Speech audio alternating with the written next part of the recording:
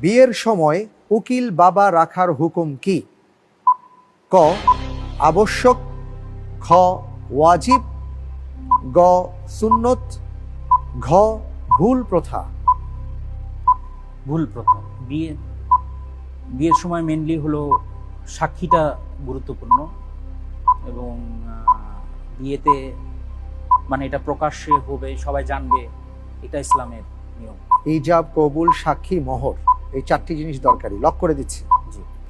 Lock করে দেয়া হোক ঘ ভুল প্রথা। সঠিক উত্তর।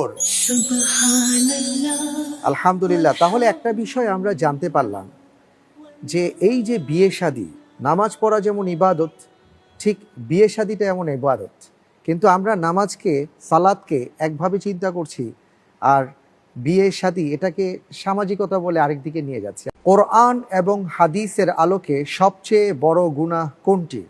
ক মাতা পিতার অবাধ্য হওয়া, খ মিথ্যা সাক্ষ্য দেয়া, গ আল্লাহর সাথে অংশীদার স্থাপন করা, ঘ কাউকে গালি দেয়া। গ মানে শিরক করা। শিরক করা। লক করে দেব। লক করে দেয়া হোক গ আল্লাহর সাথে অংশীদার স্থাপন করা বা শিরক করা।